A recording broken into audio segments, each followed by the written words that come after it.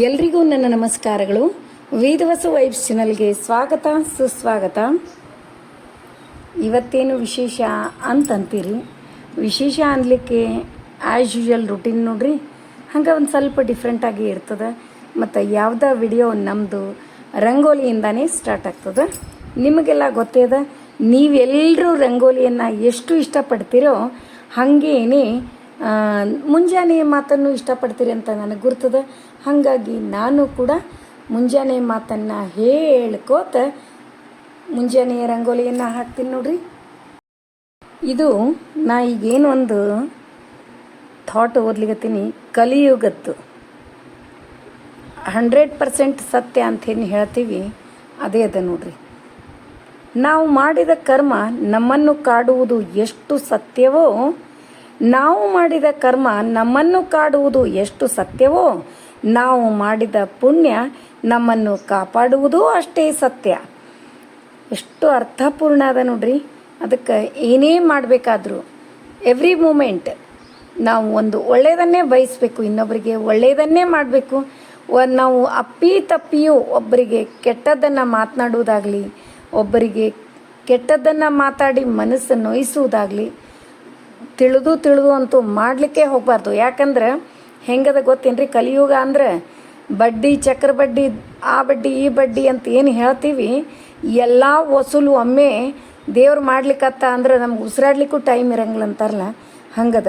ಇನ್ನೊಬ್ಬರನ್ನು ಸೋಲಿಸುವ ಪ್ರಯತ್ನ ನಮ್ಮ ಮನಸ್ಸನ್ನು ಕಲುಷಿತಗೊಳಿಸುತ್ತದೆ. ಆದರೆ ಅದೇ ಇನ್ನೊಬ್ಬರನ್ನು ಗೆಲ್ಲಿಸುವ ಮನಸ್ಸು ಸದಾ ಖುಷಿಯಲ್ಲಿರುತ್ತದೆ.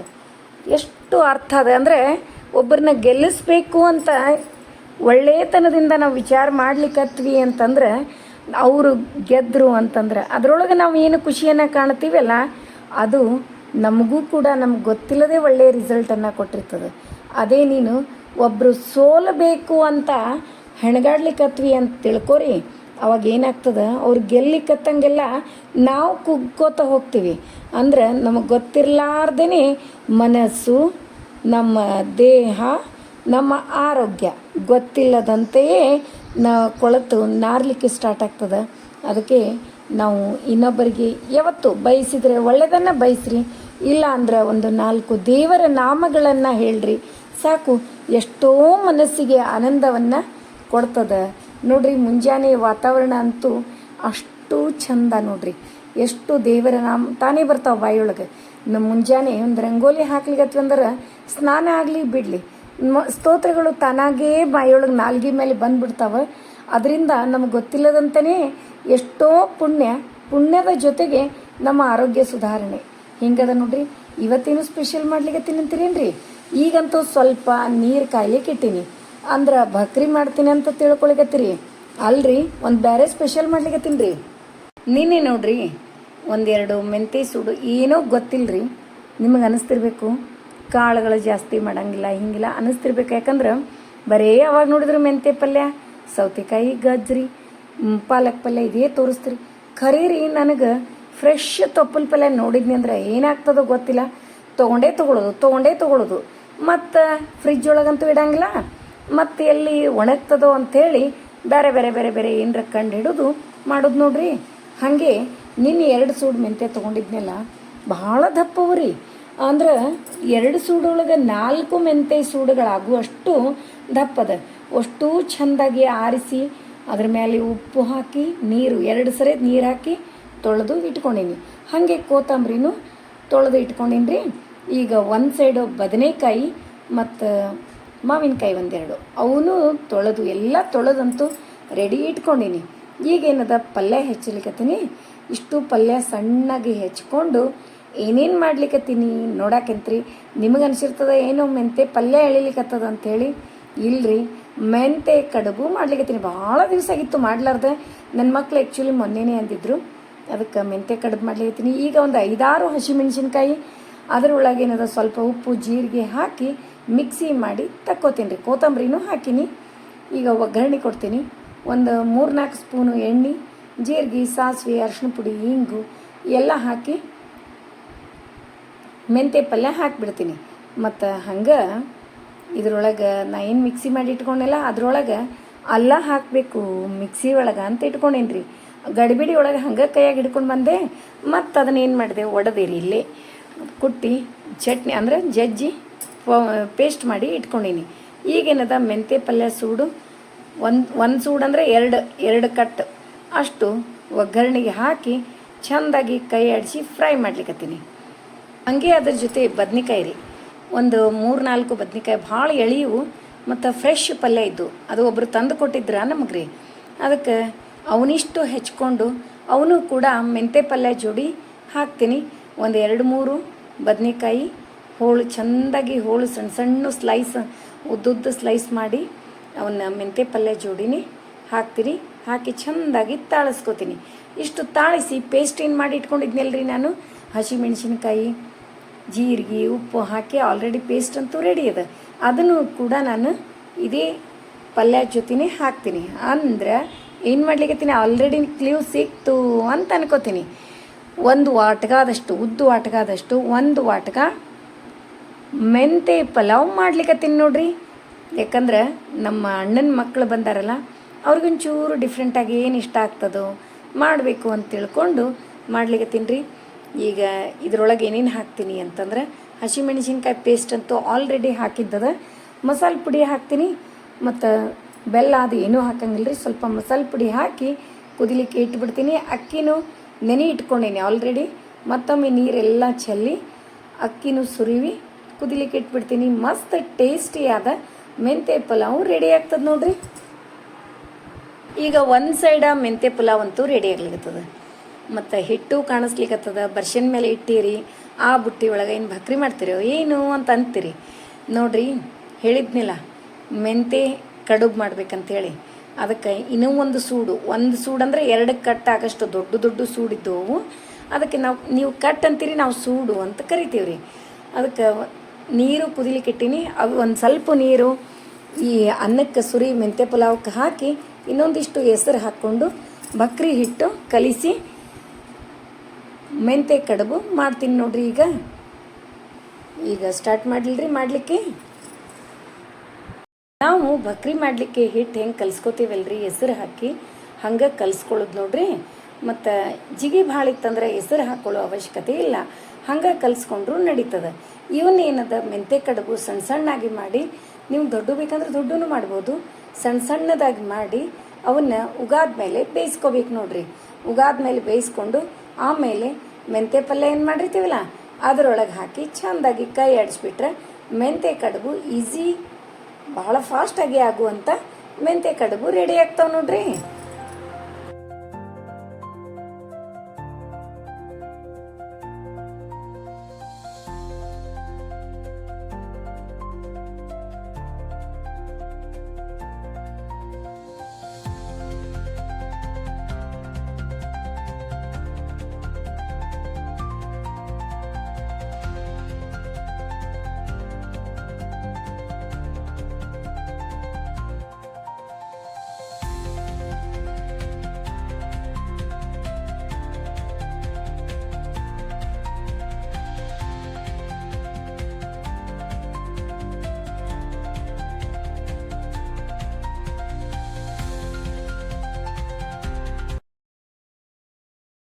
ನೋಡ್ರಿ ಮೆಂತ್ಯ ಪಲಾವ್ ಅಂತೂ ರೆಡಿ ಆಯಿತು. ಭಾಳ ಅಂದ್ರೆ ಭಾಳ ಟೇಸ್ಟ್ ಆಗ್ತದೆ. ಏನೇ ಹೇಳ್ರಿ ನೀವು, ಒಂದು ಸಾರು ಮಾಡಲಿ ಏನೇ ಮಾಡಲಿ ಮೆಂತ್ಯ ಪಲ್ಯ ಹಾಕಿ ಮಾಡಿದ್ರೆ ಅದ್ರ ಫ್ಲೇವರ ಬೇರೆ, ಅದರ ಟೇಸ್ಟ ಬೇರೆ. ಆರೋಗ್ಯಕ್ಕೂ ಹೇಳಿ ಮಾಡಿಸಿದ ಪಲ್ಯ ನೋಡ್ರಿ. ಕಲರ್ ನೋಡಿದ್ರೆ ಫುಲ್ ಕಲರ್ಫುಲ್ ಆಗ್ಯದ, ಭಾಳ ಟೇಸ್ಟಿ ಆಗ್ಯದ. ಈಗೇನದ ಒಂದು 2-3 ಸ್ಪೂನು ಎಣ್ಣೆ, ಜೀರಿಗೆ, ಸಾಸಿವೆ, ಅರಿಶಿನ ಪುಡಿ, ಇಂಗು ಎಲ್ಲ ಹಾಕಿ ಅದ್ರ ಒಳಗೆ ಮತ್ತು ಇನ್ನೂ 2 ಕಟ್ಟು ಮೆಂತ್ಯ ಹಾಕಿ ಚೆಂದಾಗಿ ತಾಳಿಸಿ ಇಟ್ಕೊಂಡು ಬಿಡ್ತೀನಿ ರೀ. ಇಷ್ಟು ಮಾಡಿ ಹಿಟ್ಟಂತೂ ಕಲಿಸಿ ಇಟ್ಕೊಂಡಾಗ್ಯದ. ಬಕ್ರಿ ಹಿಟ್ಟಿಲೇ ಮೆಂತ್ಯ ಕಡುಬು ಮಾಡ್ಲಿಕ್ಕತ್ತೀನಿ. ಯಾಕಂದ್ರೆ ನಮ್ಮ ಮನೆಯವ್ರಿಗೆ ಕ್ವಶನ್ ಕೇಳಿದ್ರು ನಂಗೆ, ಈ ಹಿಟ್ಟು ಕಲಿಸ್ಕೊಳಿಕತ್ತಿಯಲ್ಲ ಮೆಂತ್ಯ ಕಡುಬು ಮಾಡ್ಬೇಕಂತ, ಗೋಧಿ ಹಿಟ್ಟು ತೊಗೊಂಡಿಯೋ ಜೋಳದ ಹಿಟ್ಟು ತೊಗೊಂಡಿಯೋ ಅಂಥೇಳಿ. ಅದಕ್ಕೇನದ ಜೋಳದ ಹಿಟ್ಟು ಮತ್ತು ಹೀಗೆ ಒಬ್ಬೊಬ್ರು ಮಾಡ್ತಿರಂಗಿಲ್ಲ. ನಮ್ಮ ಸೈಡ್ ಎಲ್ಲರೂ ಮಾಡ್ತಾರೆ, ಬಿಜಾಪುರ ಸೈಡ್ ಒಬ್ಬೊಬ್ರಿಗೆ ಗೊತ್ತಿರಂಗಿಲ್ಲ. ಅದಕ್ಕೆ ಅದನ್ನು ಒಂದು ಕ್ವೆಶನ್ ಕರೆಕ್ಟ್ ಅದಲ್ಲ ಅಂತ ತಿಳ್ಕೊಂಡು ನಿಮ್ಗೆ ಹೇಳಿಕತ್ತೀನಿ. ನಾನು ಜೋಳದ ಹಿಟ್ಟಿಲೇನೆ ಮಾಡ್ಲಿಕ್ಕತ್ತೀನಿ ರೀ. ನೋಡ್ರಿ, ಈಗ ಮೆಂತ್ಯ ಪಲ್ಯ ಹಾಕಿ ಚೆಂದಾಗಿ ತಾಳಿಸ್ಕೊತೀನಿ. ಇದ್ರೊಳಗೂ ಹಸಿಮೆಣ್ಸಿನ್ಕಾಯಿ ಅಲ್ಲ ಪೇಸ್ಟ್ ಹಾಕೀನಿ ರೀ. ಇದ್ರೊಳಗೂ ಜೀರಿಗೆ ಹಾಕೀನಿ. ಈ ಚೆಂದಾಗಿ ಎಲ್ಲ ತಾಳಿಸ್ಕೊಂಡು ಮೆಂತೆ ಕಡೆ ಬಂದು ಸ್ಟಾರ್ಟ್ ಮಾಡಿಬಿಡ್ತೀನಿ ನೋಡ್ರಿ.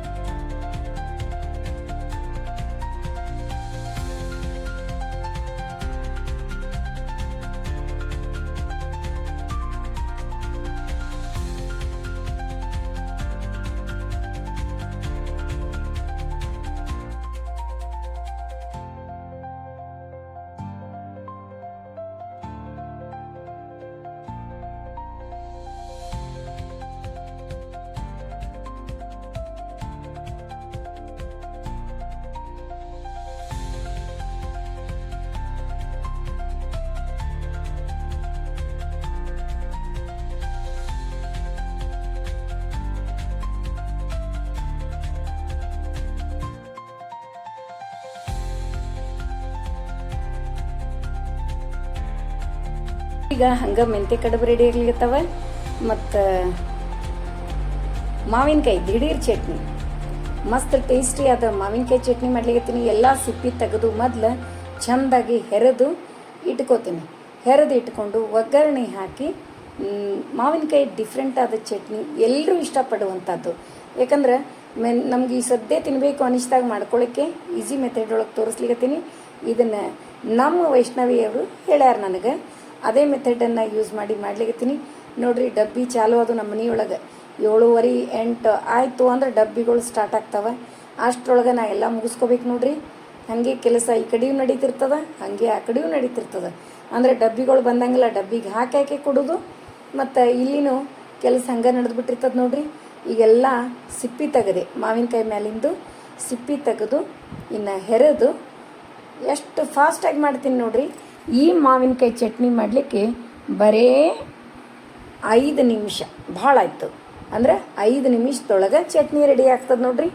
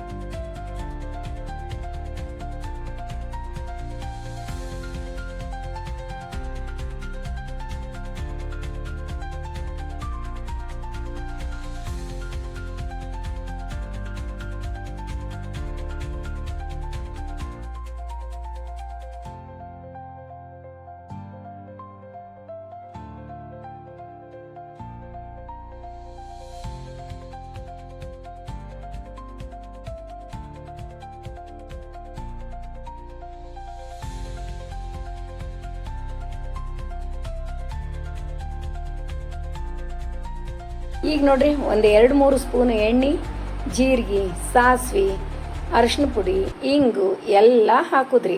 ಹಾಕಿ ಇದ್ರೊಳಗಿನದ ಇಂಗು, ಖಾರ ಪುಡಿ ಮತ್ತು ಮೆಣಸು ಅದನ್ನೂ ಹಾಕುದ್ರಿ. ಆಮೇಲೆ ನಾವು ಹೆರೆದು ಇಟ್ಕೊಂಡ ಮಾವಿನಕಾಯಿ ತುರಿ ಏನದ ಇದ್ರೊಳಗೆ ಆ್ಯಡ್ ಮಾಡಿಬಿಡೋದು. ಆ್ಯಡ್ ಮಾಡಿ ಮತ್ತು ಹುಳಿ ಭಾಳ ಇದ್ದು ಅಂದ್ರೆ ಸ್ವಲ್ಪ ಬೆಲ್ಲ ಜಾಸ್ತಿ ಹಾಕಿರಿ, ಹುಳಿ ಕಡಿಮೆ ಇದ್ದು ಅಂದ್ರೆ ಕಡಿಮೆ ಹಾಕೋದು. ಅದನ್ನು ನೋಡಿ ಹಾಕೋದು ನೋಡ್ರಿ. ನಾನು ಈಗ ಮಾಡಿದ ಮಾವಿನಕಾಯಿ ಭಾಳ ಹುಳಿ ಅಂದ್ರೆ ಭಾಳ ಹುಳಿ ಇವ ರೀ. ಹಾಗಾಗಿ ಒಂಚೂರು ಬೆಲ್ಲ ಜಾಸ್ತಿ ಹಾಕೀನಿ. ಮತ್ತು ಒಗ್ಗರಣೆ ಒಳಗೆ ಖಾರ ಪುಡಿ ಹಾಕಬೇಕಾದ್ರೆ ಸ್ವಲ್ಪ ಉರಿ ಆರಿಸರೆ ಹಾಕ್ರಿ, ಸಣ್ಣ ಇಟ್ಟರೆ ಹಾಕಿರಿ, ಯಾಕಂದ್ರೆ ಖಾರಪುಡಿ ಒಮ್ಮೆ ಘಾಟ್ ಎದ್ದು ಬಿಡ್ತದೆ. ಅದ್ರ ಸಲುವಾಗಿ ಈಗೇನದ ಹೆರೆದು ಇಟ್ಕೊಂಡ ಮಾವಿನಕಾಯಿ ಈ ಒಗ್ಗರಣೆ ಒಳಗೆ ಆ್ಯಡ್ ಮಾಡಿದೆ. ಅದರೊಳಗೆ ಬೆಲ್ಲ, ರುಚಿಗೆ ತಕ್ಕಷ್ಟು ಉಪ್ಪು ಮತ್ತು ಮೆಂತೆ ಪೌಡ್ರು ಹುರಿದು ಪೌಡ್ರ್ ಮಾಡಿ ಇಟ್ಕೊಂಡಿದ್ದೆ. ಮೊದಲೇ ನೋಡಿರಿ ನೀವು ಆಲ್ರೆಡಿ. ಯಾವಾಗ ಮಾವಿನಕಾಯಿ ಚಟ್ನಿ ಮಾಡಿಟ್ಟಿದ್ದು ಇನ್ನೂ ಅದ ರೀ. ಅದಕ್ಕೇನದ ಅದನ್ನು ಇದ್ರೊಳಗೆ ಒಂಚೂರು ಆ್ಯಡ್ ಮಾಡ್ತೀನಿ. ಮೆಂತೆ ಹಾಕಿದ್ರೆ ಅದೊಂದು ಟೇಸ್ಟ ಬೇರೆ. ಮೆಂತೆ ಪಲ್ಯದನ್ರಿ, ಮೆಂತೆ ಕಾಳಿಂದನ್ರಿ, ಆರೋಗ್ಯಕ್ಕೂ ಸೈ ಅನಿಸ್ಕೊಂಡಿದ್ದು ಮೆಂತೆ.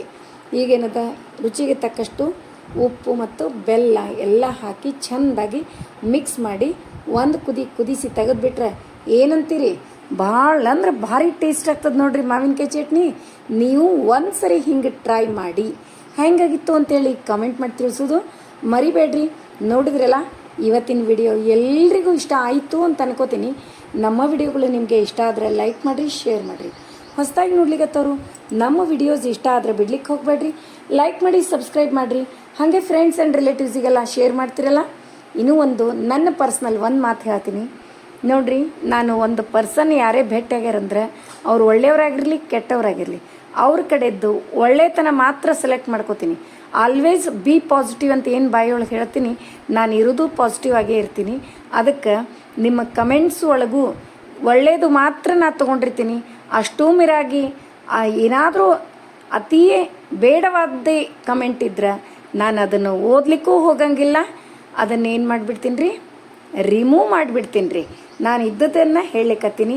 ಅದಕ್ಕೊಂದು ನೀವು ಐ ಡಿ ಚೇಂಜ್ ಮಾಡಿ ಹಾಕ್ತೀನಿ ಅಂದರೆ ನಿಮ್ಮ ಡ್ಯೂಟಿ ಅದು. ನನ್ನ ಡ್ಯೂಟಿ ರಿಮೂವ್ ಮಾಡೋದು ಮಾತ್ರ. ಹಾಕ್ರಿ ನೀವು. ನಿಮಗೆ ಒಂದು ಖುಷಿ ಆಗ್ತಿತ್ತು ನಮ್ಮ ವಿಡಿಯೋಕ್ಕೆ ಇಂಥದ್ದೊಂದು ಕಮೆಂಟ್ ಹಾಕಬೇಕು ಅಂತ ಪ್ಲ್ಯಾನ್ ಹಾಕಿ ಕೂತಿದ್ರಿ ಅಂದರೆ ಬಹಳ ಒಳ್ಳೆಯದು. ಇದೇ ರೀತಿ ನಿಮ್ಮ ಜೀವನವೂ ಕೂಡ ಇಂಥ ಪ್ಲ್ಯಾನ್ಗಳಲ್ಲೇ ಮುಂದುವರಿಲಿ ಅಂತ ಹೇಳ್ತಾರೆ. ನೋಡಿರಿ ಇವತ್ತಿನ ಅಡುಗೆ ಎಲ್ರಿಗೂ ಇಷ್ಟ ಆಯಿತು ಅನ್ನಿಸ್ತದೆ. ಹಾಗೆ ಬಾಯಿಳೊಂದು ನೀವು ಬರ್ಲಿಕ್ಕತ್ತಾವ ಅನ್ನಿಸ್ತದೆ, ಹೌದಿಲ್ರಿ? ನೋಡಿರಿ ಇವತ್ತಿನ ಅಡುಗೆ ಇಷ್ಟಿತ್ತು. ಮತ್ತು ಸಾರೀಸು ಬೇಸಿಗೆ ಕಾಲಕ್ಕೆ ಬೇಕಾಗುವಂಥ ಸಾರೀಸ್ ಹಾಕ್ರಿ ಅಂತ ಹೇಳಿದ್ರಿ. ಅವನು ಕೂಡ ಮೆನ್ಷನ್ ಮಾಡೀನಿ. ಕಾಟನ್ ಸಾರೀಸು ಸಮರ್ ಸ್ಪೆಷಲ್ ರೀ, ಭಾಳ ಬೆಸ್ಟ್ ಅವ. ಕಾಟನ್ ಸ್ಮೂತ್ ಕಾಟನ್ ಬರ್ತಾವೆ. ವಾಟ್ಸಪ್ ನಂಬರು, ರೇಟು ಹಂಗೆ ನಾನು ಸ್ಕ್ರೀನ್ ಮೇಲೆ ಮೆನ್ಷನ್ ಮಾಡೀನಿ. ನಿಮಗಿಷ್ಟ ಅದು ಅಂದರೆ ಸ್ಕ್ರೀನ್ಶಾಟ್ ತೆಗಿಯೋದದ, ನಮ್ಮ ಮೊಬೈಲ್ಗೆ ಕಳಿಸೋದದ. ಇಷ್ಟದ ನೋಡ್ರಿ ಕೆಲಸ. ಮತ್ತು ಇನ್ನೂ ಒಂದು ವಿಶೇಷ ಲಾಸ್ಟಿಗೆ ಹೇಳಲಿಕ್ಕತ್ತೀನಿ. ಒಂದು ಮೆಸೇಜು ನನಗೆ ಬಹಳ ಖುಷಿಯನ್ನು ಕೊಡ್ತು. ಖುಷಿಯನ್ನು ಯಾವಾಗಲೂ ಶೇರ್ ಮಾಡ್ಕೋತೀನಿ. ಈಗ ಬ್ಯಾಡ್ ಕಮೆಂಟ್ ಒಂದು ಏನರ ಹಾಕಿದವ್ರಿಗೆ ಅನಿಸ್ತಿರ್ಬೋದು, ಇವ್ರೇನಪ್ಪ ಬೇರೆ ವಿಡಿಯೋಸ್ ನೋಡಿದಾಗ ಮಂದಿ ಒಂದು ನೆಗೆಟಿವ್ ಕಮೆಂಟನ್ನೇ ತೊಗೊಂಡು ಹೈಲೈಟ್ ಮಾಡಿ ಒಂದು ವಿಡಿಯೋ ಮಾಡ್ತಾರೆ. ಇವ್ರು ನೋಡಿದ್ರೆ ನಾವು ನೆಗೆಟಿವ್ ಕಮೆಂಟ್ ಹಾಕಿದ್ರು ಅದನ್ನು ಗಪ್ ಮಾಡಿ ಓನ್ಲಿ ಪಾಸಿಟಿವ್ ತೊಗೋತಾರೆ ಅಂತೇಳಿ ಪಾಪ ಅವ್ರಿಗೆ ಚಿಂತೆ ಆಗಿರಬೇಕು. ಹಾಗೇನೇ ರೀ, ನಾನು ಯಾವತ್ತು ನಮ್ಮ 3 ವರ್ಷದಿಂದ ವಿಡಿಯೋಸ್ ನೋಡ್ರಿ ನೀವು, ಯಾವತ್ತೂ ನೆಗೆಟಿವನ್ನು ಹೈಲೈಟ್ ಮಾಡೋಂಗಿಲ್ಲ, ಮಾಡೋದೂ ಇಲ್ಲ. ನೆಗೆಟಿವ್ ಆಗೇ ಹೋಗ್ಬೇಕನ್ನೋದು ನಂದು. ಅದಕ್ಕೆ ನಾನು ನಾನು ಯಾವತ್ತೂ ಯಾರ ಜೊತೆನೇ ಒಂದು ಒಳ್ಳೆಯದನ್ನು ಖುಷಿಯನ್ನು ಹಂಚ್ಕೊಳ್ಳಿಕ್ಕೆ ಇಷ್ಟಪಡ್ತೀನಿ. ಹಾಗೇನೆ ಇವತ್ತು ಕೂಡ ಒಂದು ವಿಷಯವನ್ನು ನಿಮ್ಮ ಜೊತೆನ ಶೇರ್ ಮಾಡ್ಕೋಬೇಕಂತ ಮಾಡೀನಿ. ಈಗ ಮೊದಲೆಲ್ಲ ಸಾರೀಸ್ ನೋಡ್ರಿ, ಇಷ್ಟ ಅದು ಅಂದರೆ ಸ್ಕ್ರೀನ್ಶಾಟ್ ತೆಗೆದು ಹಾಕ್ರಿ. ಹಾಗೆ ನಿಮ್ಮ ಜೊತೆ ನಾನು ಶೇರ್ ಮಾಡ್ಕೋತೀನಿ ರೀ.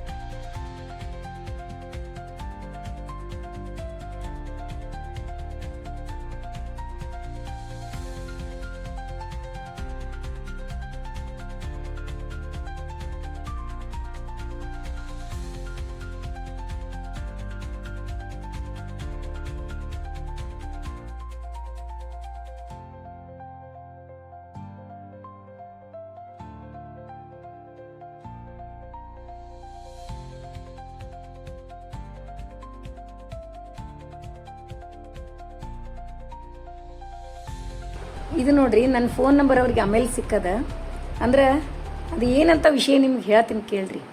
ನಮಸ್ಕಾರಗಳು ವೇದಕ್ಕನವರೇ. ನಮ್ಮ ಮನೆಯ ಆಕೆ ಹೆಸರು ಶುಭಾಂಗಿ ದೇಶಪಾಂಡೆ. ಎಡಬಿಡದೆ ಪ್ರತಿನಿತ್ಯ ನಿಮ್ಮನ್ನು ಫಾಲೋ ಮಾಡ್ತಾರೆ. ಹಲವು ಬಾರಿ ಕಮೆಂಟ್ಸ್ ಹಾಕಿದ್ದಾರೆ. ಹೇಗಾದರೂ ಮಾಡಿ ನಿಮ್ಮನ್ನು ನೇರ ಭೇಟಿ ಮಾಡಬೇಕು, ಮಾತನಾಡಬೇಕು ಅಂತ ತವಕಿಸುತ್ತಿದ್ದಾರೆ. ಇಂದು ಆ ಕನಸು ನನಸಾಗಬಹುದೆಂದು ಬಹುದೆಂಬ ಆಸೆ ಇತ್ತು. ಬೆಳಗ್ಗೆ 8:30ಕ್ಕೆ ತೊರವಿ ನರಸಿಂಹದೇವರ ದರ್ಶನ ಪಡೆದು ಬಿಜಾಪುರದ ಡಾಕ್ಟರ್ ತಿರುಮಲ ಕುಲಕರ್ಣಿ ಶ್ರೀಮತಿ ಡಾಕ್ಟರ್ ವೀಣಾ ಕುಲಕರ್ಣಿ ಅವರ ಪುತ್ರನ ಉಪನಯನ ಕಾರ್ಯಕ್ರಮದಲ್ಲಿ ಭಾಗವಹಿಸಿ ಮಧ್ಯಾಹ್ನ 3 ಗಂಟೆಗೆ ಮುದಗಲ್ಗೆ ಬರುವಾಗ ಗಣೇಶ್ ನಗರಕ್ಕೆ ಬಂದು ನಿಮ್ಮ ಮನೆ ಹುಡುಕುವ ಶತಪ್ರಯತ್ನ ಮಾಡಿದೆವು. ಅವಳ ಬಳಿ ನಿಮ್ಮ ಮೊಬೈಲ್ ನಂಬರ್ ಇಲ್ಲದಿರುವುದರಿಂದ, ವಿಳಾಸವೂ ಇಲ್ಲದಿರುವುದರಿಂದ ವೈಲ್ಡ್ ಗೆಸ್ಟಸ್ ಮೇಲೆ ಪ್ರಯತ್ನ ಮಾಡಿದೆವು. ಫಲಕಾರಿಯಾಗಲಿಲ್ಲ. ನಾವು ರಾಯಚೂರು ಜಿಲ್ಲೆಯ ಲಿಂಗಸೂರು ತಾಲೂಕಿನ ಮುದಗಲ್ ಪಟ್ಟಣದಲ್ಲಿದ್ದೇವೆ. ಇಲ್ಲಿ 250 ವರ್ಷಗಳಷ್ಟು ಪುರಾತನವಾದ ತೃತೀಯ ಮಂತ್ರಾಲಯವೆಂದೇ ಹೆಸರುವಾಸಿಯಾದ ಶ್ರೀ ರಾಘವೇಂದ್ರ ಸ್ವಾಮಿ ಮಠವಿದೆ. ಮಠದಿಂದ ಪರಿಮಳ ಗುರುಕುಲ ಶಾಲೆ ನಡೆಸುತ್ತಿದ್ದೇವೆ. ಕಳೆದ ವರ್ಷ ಪುನರ್ ಪ್ರತಿಷ್ಠಾಪನೆಯ 50ನೇ ಸಂಭ್ರಮದ ನಿಮಿತ್ತ ರಾಯರ ಸ್ಮರಣಿಕೆಯೊಂದನ್ನು ನಿಮಗೆ ಕೊಡಬೇಕೆಂದು ತಂದಿದ್ದಳು. ಸಾಧ್ಯವಾಗದಿದ್ದಕ್ಕೆ ಅವಳಿಗೆ ನಿರಾಸೆಯಾಯಿತು. ಈಗ ನಿಮ್ಮ ವಾಟ್ಸಪ್ ನಂಬರ್ ಸಿಕ್ಕಿದೆ. ತಮ್ಮನ್ನು ತಲುಪಲು ಅವಳಿಗಾಗಿ ಇನ್ನೊಂದು ಸಾಹಸ ಅಂದು ಬರೆದು ನನಗೆ ಇದು ಮೆಸೇಜನ್ನು ಕಳಿಸ್ಯಾರ. ಖರೆ ರೀ ಹೇಳ್ತೀನಿ. ಅಂದ್ರೆ ಇಲ್ಲಿ ನಾವು ಏನು ನೋಡ್ಬೋದು, ನನಗನ್ಸಿದ್ರೆ ಅವ್ರ ಮನೆಯವರಿಗೆ ಒಂದು ಸ್ವಲ್ಪ ಮನಸ್ಸಿಗೆ ನೋವಾಗಿದ್ದಕ್ಕೂ, ಅಂದ್ರೆ ಮನಸ್ಸಿಗೆ ಒಂಚೂರು ಕಳವಳ ಆಗಿದ್ದಕ್ಕೂ ಅವ್ರ ಮನೆಯವರಿಗೆ ನೋಡಲಿಕ್ಕೆ ಆಗಲಿಲ್ಲ. ಹೀಗೆ ಇರ್ಬೇಕ್ರಿ ಜೀವನ. ಅಂದ್ರೆ ಗಂಡ ಹೆಂಡತಿ ಅಂದರೆ ಇದೇ ನೋಡ್ರಿ ಜೀವನ. ಇದು ಎಲ್ರಿಗೂ ಪಾಠ ಆಗಬೇಕು. ಒಬ್ಬರ ಖುಷಿಯಲ್ಲಿ ಹೆಂಡತಿ ಖುಷಿಯಲ್ಲಿ ಗಂಡ ಖುಷಿ ಕಾಣುವುದು, ಗಂಡನ ಖುಷಿಯಲ್ಲಿ ಹೆಂಡತಿ ಖುಷಿ ಕಾಣುವುದು ಏನದಲ್ಲ, ಇದೇ ನಿಜವಾದ ಬದುಕು, ನಿಜವಾದ ನೆಮ್ಮದಿಯ ಬದುಕು. ನನಗೆ ಬಹಳ ಇಷ್ಟ ಆಯಿತು. 2 ಮೆಸೇಜನ್ನು ನಿಮಗೆ ತಿಳಿಸ್ಬೇಕು. ಅವರು ಬರೆದದ್ದು ಮೆಸೇಜು ಆಗಲೇ ನನಗೆ ನಂಬರ್ ಕೊಟ್ಟಾರ್ರಿ, ಅದನ್ನು ಇದ್ರೊಳಗೆ ಮೆನ್ಷನ್ ಮಾಡಿಲ್ಲ. ಆ ನಂಬರ್ ಕೂಡ ನಾ ಆಗಿಂದಾಗ ತೊಗೊಂಡವರಿಗೆ ಕಾಲ್ ಮಾಡಿ ಮಾತಾಡಿದೆ. ಯಾಕಂದ್ರೆ ಅವ್ರ ಮನಸ್ಸಿಗೆ ನೋವು ಆಗಬಾರ್ದು. ಇವ್ರು ಇಷ್ಟು ಉದ್ದಾ ಮೆಸೇಜ್ ನಂಗೆ ಬರ್ದಾರ ಅಂದ್ರೆ ಅವ್ರಿಗೆ ಎಷ್ಟು ಮನಸ್ಸಿಗೆ, ನನ್ನ ಹೆಂಡತಿಗೆ ಇವತ್ತು ಅವರು ವೇದ ಅವ್ರನ್ನ ಭೇಟಿ ಆಗ್ಲಿಕ್ಕೆ ಆಗಲಿಲ್ಲ ಅಂಥೇಳಿ ಇದನ್ನು ಬರ್ದಾರ. ಅದ್ರ ಸಲುವಾಗಿ ಕೂಡಲೇ ನಾ ಅವ್ರ ಜೊತೆ ಮಾತಾಡಿದೆ. ಅದಕ್ಕೆ ಇದನ್ನು ನಿಮ್ಮ ಜೊತೆ ನಾ ಶೇರ್ ಮಾಡಿಕೊಂಡೆ. ಜೀವನ ಅಂದರೆ ಇಷ್ಟೇ ರೀ. ನಾವೆಲ್ಲ ಏನೇನೇನೇನೋ ತಿಳ್ಕೊಂಡು ಒಬ್ಬರ ಮನಸ್ಸಿಗೆ ನೋವನ್ನು ಮಾಡ್ಲಿಕ್ಕೆ ಹೋಗ್ತೀವಿ. ಒಬ್ಬರಿಗೆ ನೋಡಿರೋದೇ ಇಲ್ಲ ಅವ್ರ ಬಗ್ಗೆ ಏನೋ ಮಾತಾಡ್ತೀವಿ. ಅದನ್ನು ನಾವಾಗಲಿ ನೀವಾಗಲಿ ಮಾಡುವುದು ಬೇಡವೇ ಬೇಡ ಅಂತ ಹೇಳ್ತಾ ಮತ್ತೆ ಮುಂದಿನ ವಿಡಿಯೋದಲ್ಲಿ ಸಿಗೋಣ. ಧನ್ಯವಾದಗಳು.